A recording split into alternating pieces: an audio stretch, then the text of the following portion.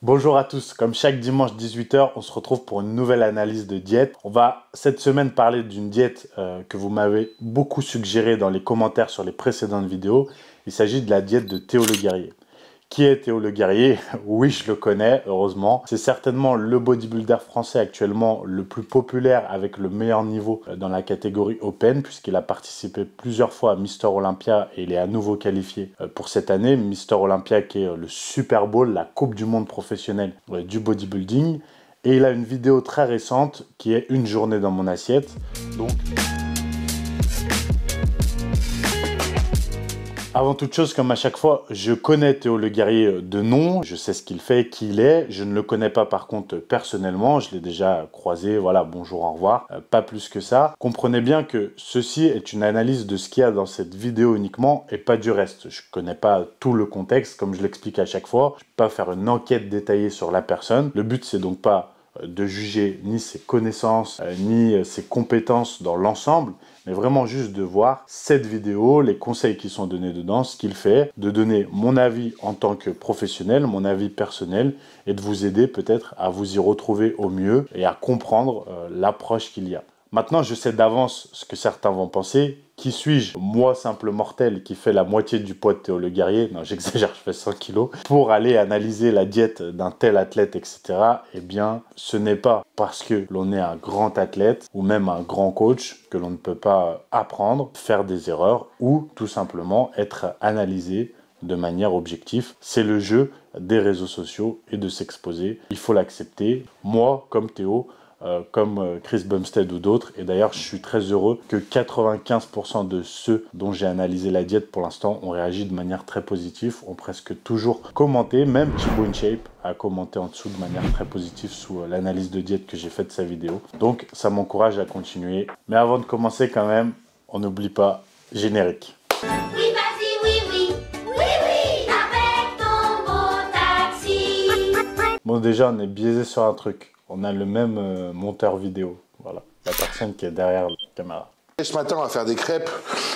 D'habitude, je me fais aussi des fois un peu d'avoine, ça dépend. Mais là, comme à chaque fois, vous êtes plusieurs à me demander la recette pour les crêpes, on va essayer d'en faire ce matin, quoi. Alors, je vous préviens, par contre, c'est pas ma poêle à crêpes ici, donc si jamais elles sont pas nickel, m'en voulez pas, quoi. Blanc d'œuf liquide, hein, c'est quand même bien plus pratique cette histoire. J'en mets bien 400 grammes, quoi. Farine d'avoine aromatisée, j'ajoute une petite banane là-dessus. Ça ne mange pas de pain. Et la final touch, évidemment, le beurre de cacahuète. Alors voilà, si mon sponsor regarde cette vidéo, je suis désolé, j'en ai plus de la marque. Et comme on disait dans la cuisine des mousquetaires, bon appétit bien sûr. Donc, premier repas de la journée. Alors, tout d'abord, je ne vais pas parler de la partie complément alimentaire. Vous le savez, j'en parle jamais. En plus, souvent, il y a du sponsoring pour l'athlète. Donc voilà, c'est normal qu'il va accorder une grande partie au complément alimentaire, même si c'est intéressant, c'est pas le but de la vidéo. Donc là, premier repas, le petit déjeuner, on a du blanc d'œuf liquide, donc très bien, le blanc d'œuf en bouteille, c'est sûr que si vous ne voulez consommer que le blanc, c'est pratique. Farine d'avoine aromatisée, donc ces farines d'avoine là sont très bien, vous en avez sur son sponsor, mais vous en avez aussi sur AW Trainer, qui est mon site de complément alimentaire. Vous avez les mêmes goûts et elles sont très très bonnes, pas chères en plus. Donc c'est vrai que la farine d'avoine, c'est pratique, c'est aromatisé. En général, dedans, c'est des édulcorants. Non, les édulcorants ne sont pas dangereux à la santé et pas cancérigènes. J'en ai parlé longuement dans beaucoup de vidéos. Donc vous pouvez consommer ce genre de farine. L'avoine, c'est intéressant. Après, pour ceux qui ont vraiment des problèmes avec le gluten, parfois les protéines présentes dans l'avoine peuvent avoir des similitudes avec le gluten et être problématiques. Donc vous pouvez vous orienter vers d'autres farines comme la farine de patate douce que vous retrouvez aussi par exemple sur AW Trainer. Et voilà, c'est un très bon mélange effectivement pour faire des crêpes. Et en plus avec ce genre de farine, en général vous n'avez pas besoin d'ajouter d'eau ou de lait. Donc voilà, très bonne recette. Ensuite il met une banane dessus, rien à dire. Et puis du beurre de cacahuète. Alors le beurre de cacahuète, j'en ai parlé dans la précédente vidéo où j'explique que la cacahuète n'est pas le meilleur choix en termes d'oléagineux, de légumineuses, et qu'il est plus intéressant de s'orienter vers de la purée d'amandes, de noisettes pour les valeurs nutritives. Mais ça ne veut pas dire que la cacahuète est mauvais pour autant et qu'il ne faut jamais en consommer, voilà. Donc rien de particulier à dire là-dessus. Bien sûr que le jaune d'œuf, quand il est de qualité, est une excellente source de lipides et de micronutriments. Mais si dans sa diète, après, sur le reste, il y a assez de lipides et que là, il décide de mettre que du blanc d'œuf, peut-être parce que sinon, ça, voilà, les lipides, ils sont répartis autrement à d'autres moments, c'est pas un problème en soi. En plus, il ne les jette pas, il prend du blanc d'œuf en bouteille. Après, le fait de consommer que le blanc d'œuf n'est pas supérieur au fait de consommer l'œuf entier. C'est juste que si vous voulez que des protéines, ben vous prenez que le blanc d'œuf. Voilà, il faut juste comprendre ça ici.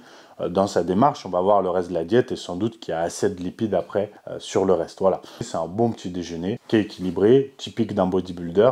Sur les quantités, il faudra bien comprendre qu'il fait, je pense, 130 kg, peut-être plus. Donc bien sûr, les quantités sont adaptées à son gabarit et son niveau. Voilà, vous devez bien assimiler ça, comprendre. On n'est pas en train d'analyser la diète d'un gars lambda. On analyse la diète d'un des meilleurs bodybuilders du monde.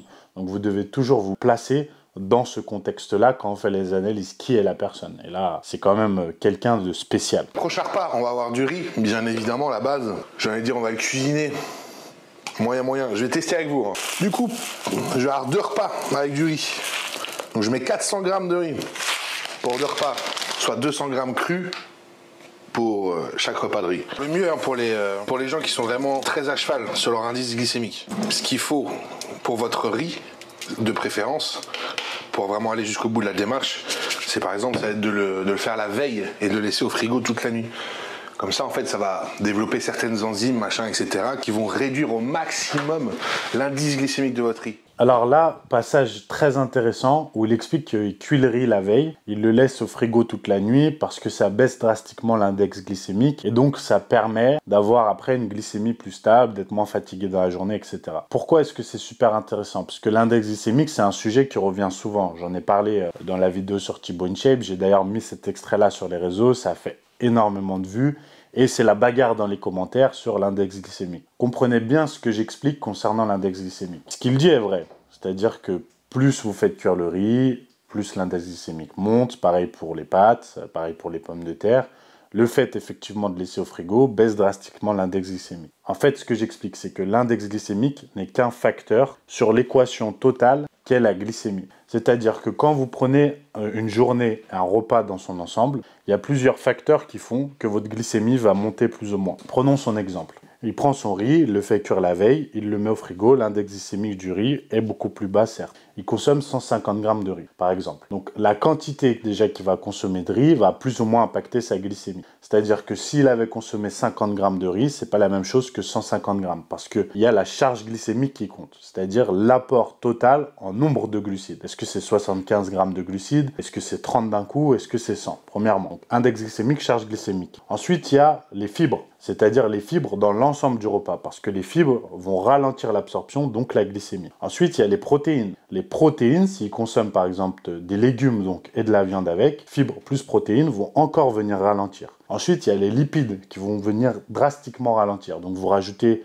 une cuillère à soupe d'huile, 2, vous consommez du steak. Donc vous avez protéines, lipides, fibres avec les légumes. Ça vient encore réduire drastiquement. Et ensuite, vous avez le facteur hormonal. Vous avez votre propre sensibilité à l'insuline, la capacité de votre pancréas, la capacité de votre système hormonal à stabiliser plus ou moins votre glycémie, à absorber le glucose, etc., etc., qui vient encore impacter. Si vous êtes diabétique, c'est pas la même chose que si vous êtes en parfaite santé à ce niveau-là. Donc, il y a l'ensemble de ces facteurs-là, la santé générale. Et ensuite, il y a les apports aussi sur l'ensemble de la journée. Et peuvent venir se greffer d'autres choses. Peuvent venir se greffer, pour ceux qui consomment des produits dopants, la prise de produits dopants. Les compléments alimentaires, vous avez des compléments alimentaires comme la berbérine, comme le chrome, qui vont encore venir ajouter des facteurs. Donc, ce que vous devez comprendre, c'est que l'index glycémique n'est qu'un élément. Du coup, se focaliser dessus à outrance n'est pas nécessaire et n'est pas forcément utile. Parce que là, en l'occurrence, en fait, la différence que va produire le fait de mettre le riz au frigo va être très infime après si dans son repas, il a des protéines, des lipides et des fibres. En fait, ça ne fera quasiment aucune différence sur la glycémie au final. Si vous mesurez ça avec un glucomètre, vous verrez qu'il y a très peu d'impact. Ce qu'il dit est juste, mais je ne pense vraiment pas que tout le monde devrait faire ça. Ça n'a que très peu d'intérêt, même si vous êtes un athlète de très haut niveau, en sèche, au dernier moment, etc. Ça ne jouera que très peu dans l'équation. Maintenant, si vous voulez le faire, en fait, ça ne fait rien de mal non plus de le faire. Mais comprenez bien que si c'est compliqué pour vous, ça n'a pas d'intérêt, selon moi. Donc là, très intéressant, on voit qu'il prépare 2 repas. Donc le riz, on en a parlé. Bon, les quantités, ça sert à rien d'aller analyser ses quantités. Il sait très bien ce qu'il fait sur les quantités pour le coup. Là, en plus, il est en prise de masse. Voilà, donc ces quantités, elles évoluent en fonction de de son poids et de l'évolution physique qu'il veut avoir. Il met avec du poulet, bon, classique, rien à dire, du steak 5%, très bien, rien à dire non plus. Et après, il met une cuillère à soupe d'huile d'olive dans chaque repas. Donc vous voyez la lipide, on a le beurre de cacahuète au début, on a les steaks 5%, on a l'huile d'olive déjà. Là, il explique qu'il ne pèse pas l'huile, il met une cuillère à soupe et il a toujours la même référence et il dit quelque chose de très juste. Bon, ouais, je suis un peu plus que la cuillère. Hein. J'attends que ça coule, quoi. Qu'à partir du moment où vous avez un point de repère strict, fiable, vous pouvez comme ça faire évoluer une diète. C'est pour ça qu'on pèse cru d'ailleurs aussi, pour que ce soit un repère qui ne fluctue pas. Parce que c'est comme ça que vous avez tous les paramètres pris en compte et que vous êtes capable ensuite de voir ce qui va ou ce qui ne va pas pour votre évolution physique et de modifier une diète. Donc c'est un très bon conseil bien sûr. Ceux qui ne pèsent pas, ne quantifient pas, ne pourront jamais avoir des résultats qui sont vraiment optimisés. Quand on dit une diète à la sensation, c'est pas une diète. Pouvoir modifier une diète en sachant ce qui va, ce qui ne va pas et pourquoi. C'est impossible. Donc il faut partir d'une référence et une fois que cette référence elle est faite et que vous voyez comment vous réagissez, on peut l'adapter. Mais il faut tout pouvoir contrôler. Sinon, vous pouvez pas vous dire faut que je rajoute un peu de lipides, faut que j'en enlève. Très important, le sel. Pourquoi ? Parce que c'est important. Ensuite, il dit qu'il consomme toujours du sel. Bon, c'est très bien de voir des bodybuilders pros rappeler ce genre de choses. Parce que, en fait, ce qui est assez surprenant, c'est que souvent, c'est les gens lambda avec un petit niveau qui ont peur du sel et qui se disent, en fait, oui, les bodybuilders, les athlètes ne consomment pas de sel, c'est pour ça qu'ils sont secs. Alors qu'en fait, non, pas du tout. C'est juste que comme souvent les gens entendent, oui, les bodybuilders avant compétition, ils coupent le sel, ils coupent l'eau. Alors, ce qui est faux, parce que la plupart n'arrêtent pas du tout de boire et de consommer du sel, vous voyez, il le dit. Si vous voulez une approche personnalisée, savoir vraiment ce qu'il faut faire en termes de diète, d'entraînement, être encadré, suivre une vraie méthode et avoir de vrais résultats, n'hésitez pas à aller sur mon site www.antowest.com tout simplement et à regarder mes coachings personnalisés, mes programmes sur mesure, mais aussi mon e-book spécial prise de masse qui s'appelle Fast Gains, qui est en ce moment en promotion pour le lancement à moins 50%. Vous avez 12 semaines d'entraînement et de diète ultra détaillées, personnalisées en fonction de votre poids de corps. Foncez, si vous voulez progresser, c'est maintenant. C'est important que vous ayez un bon apport en sodium pour plein de raisons différentes. Déjà, restez bien hydraté. Ça vous permettre vraiment de stocker l'eau nécessaire intracellulaire. N'ayez pas peur avec l'extracellulaire, c'est-à-dire la rétention d'eau. Si vous mangez évidemment 20 grammes de sel par jour et que vous ne buvez pas, il peut se passer quelques problèmes. Si vous salez et que vous buvez suffisamment, c'est-à-dire minimum 3 litres 5, 4 litres d'eau par jour, et croyez-moi, il y en a, ils vont peut-être se dire c'est beaucoup, ça ne l'est vraiment pas, surtout quand vous faites du sport et que vous mangez autant, mais il est hyper important du coup de saler. Donc pour l'hydratation comme je vous le disais, et de 2, le fait d'avoir de l'eau au niveau intracellulaire, ça va vous permettre d'avoir une meilleure congestion et une meilleure contraction musculaire à la salle. Donc si vous arrivez à la salle, que vous êtes déshydraté et que vous n'avez pas assez de sodium dans le corps, les contractions ne se font pas correctement et vous n'avez pas gorgé votre muscle. Il faut savoir quand même que le corps humain, il est fait à 80% de flotte. Eh bien, les gens dans leur tête se disent pour plus faire de rétention d'eau, pour plus avoir de rétention d'eau, il faut couper le sel et ne plus boire, ce qui est totalement faux.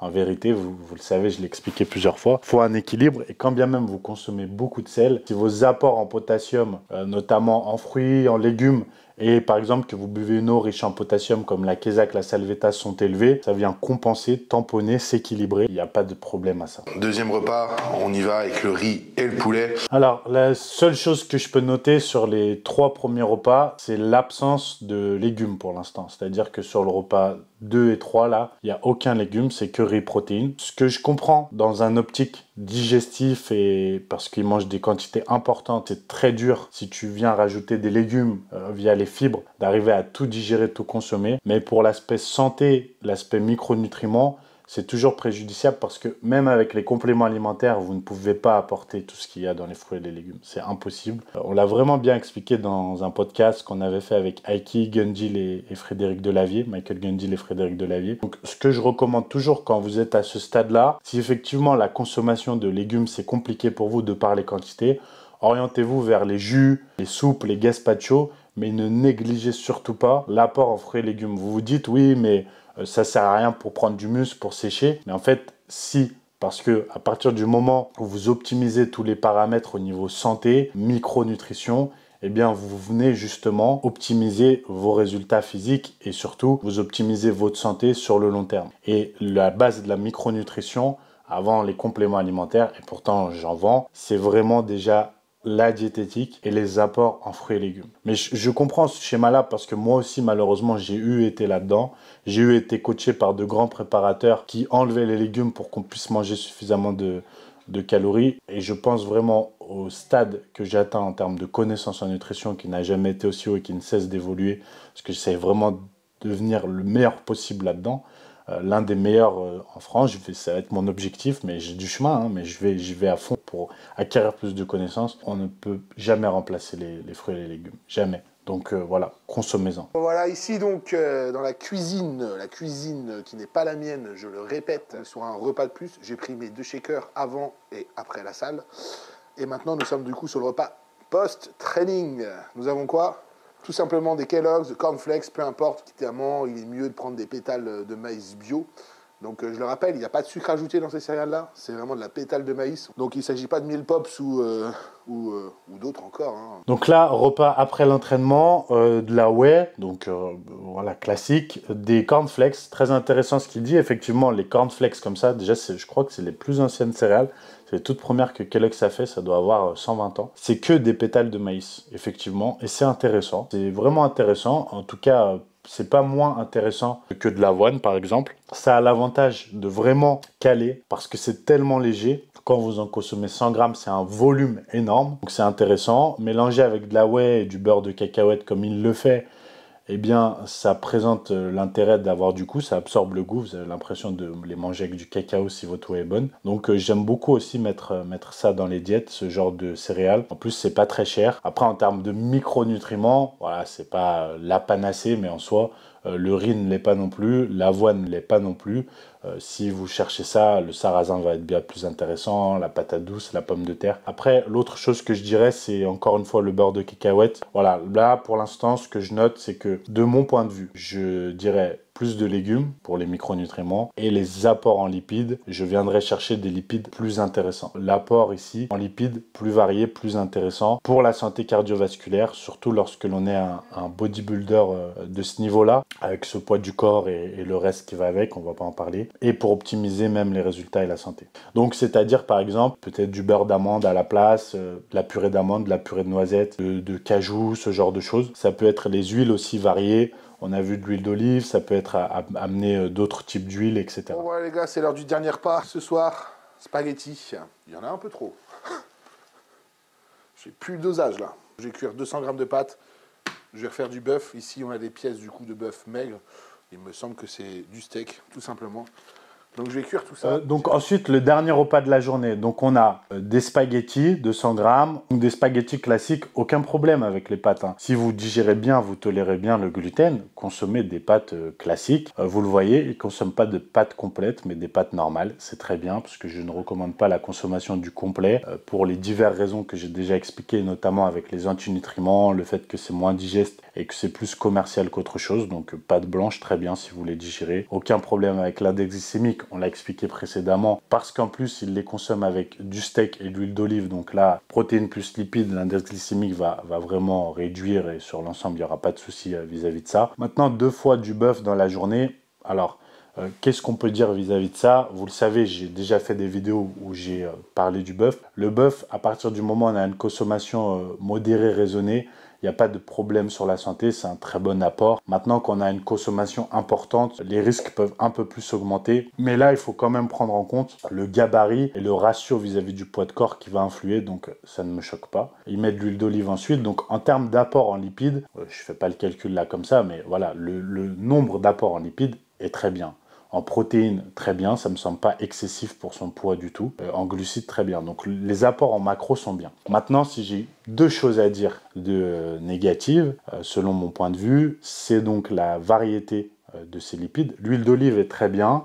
L'apport en graisses saturées en soi sur le total de lipides est correct. Maintenant, c'est plus la variété. C'est-à-dire que, encore une fois, j'aurais été ajouté plus d'oméga 3, d'oméga 7, d'oméga 9, de l'huile de noisette à un moment donné, ça aurait pu être consommé de l'avocat, ça aurait pu être varié au lieu du beurre de cacahuète comme je l'ai déjà expliqué, et bien sûr les fruits et légumes. Un peu moins de riz, un peu moins de pâtes, et à la place amener des fruits et rajouter des légumes. Si ça fait trop de volume, bah, s'orienter vers les jus justement, les soupes, les gazpachos, ce genre de choses pour le point de vue santé long terme. Voilà à mon humble avis ce que j'aurais modifié. C'est une diète classique de bodybuilder pro, sinon qui n'a rien de choquante, qui est bien construite. En plus, je crois, si je ne me trompe pas, qu'il est coaché, donc je pense qu'on analyse plus la diète qu'a fait Mauro Sassi que Théo, mais quoi qu'il en soit, voilà, ça change rien. C'est intéressant parce que vous le voyez, il y a énormément de similitudes, forcément avec la diète de Chris Bumstead, celle de Matala, il n'y a pas de secret, il n'y a pas d'aliments farfelus, il n'y a pas de pratiques farfelues, et ça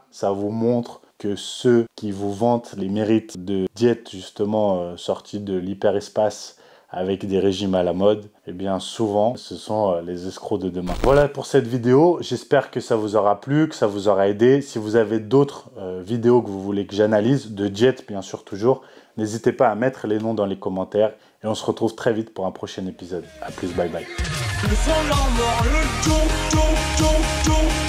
Le